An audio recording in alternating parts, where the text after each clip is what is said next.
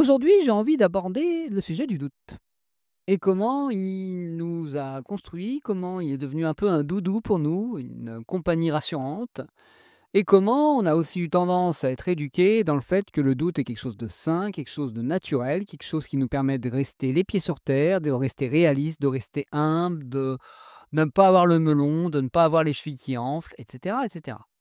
Comme si, être sûr de soi, avoir confiance, c'était quelque chose de dangereux, c'était quelque chose de contre-productif, c'était quelque chose de, ouais, je dirais de malsain même. Est-ce que vraiment, douter de soi, c'est si bénéfique que ça? Est-ce que c'est vraiment une vertu? Est-ce que c'est vraiment quelque chose de, je dirais même un super pouvoir? Personnellement, plus ça va, plus j'en doute. C'est le cas de le dire. Plus je me rends compte que, à chaque fois que je doute, ça génère de, comment dire? Ça génère un frein, ça génère un immobilisme, ça génère une, mise à l'arrêt. C'est comme si douter était le meilleur moyen de m'empêcher d'agir, était le meilleur moyen de m'empêcher d'être moi, était le meilleur moyen de m'empêcher de tenter quelque chose, d'expérimenter, d'explorer, de découvrir. Est-ce que vraiment ce doute, et je ne parle pas de la prudence, je parle du doute là, était quelque chose qui me permettait de gagner quelque chose dans le chemin, dans la réflexion, dans. Parce que le doute, c'est juste, je ne suis pas sûr que ça peut marcher. Oui, certes, mais ça, c'est une réalité. Voilà, on peut, ne jamais avoir de garantie comme quoi les choses vont marcher. C'est la vie. C'est normal. On n'a jamais de garantie, on ne sait jamais si les choses vont marcher.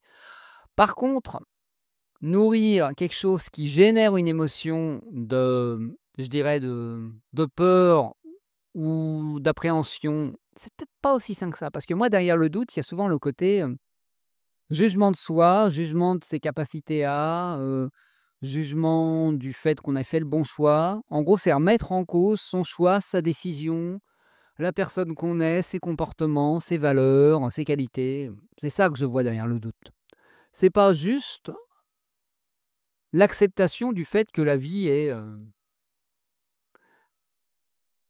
sans garantie et est indéterminée, n'est pas, voilà, est probabiliste, est statistique. On ne sait jamais si ce qu'on va faire va marcher, on ne sait jamais si ce qu'on va faire va apporter les fruits qu'on a envie. Et alors, c'est pas grave.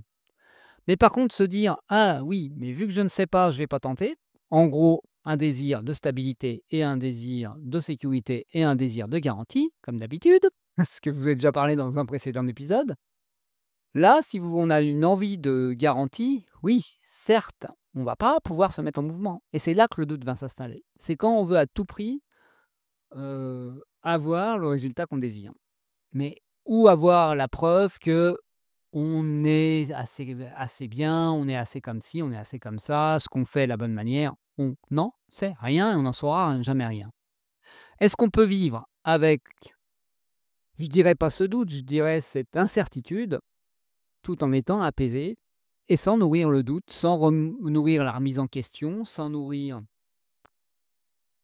la résistance à agir, sans nourrir,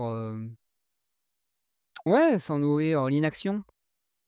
C'est un peu ce qui s'est passé là avant cet épisode. Ça faisait 1 heure et demie que je savais que j'avais envie d'enregistrer cet épisode. Je savais que c'était le moment.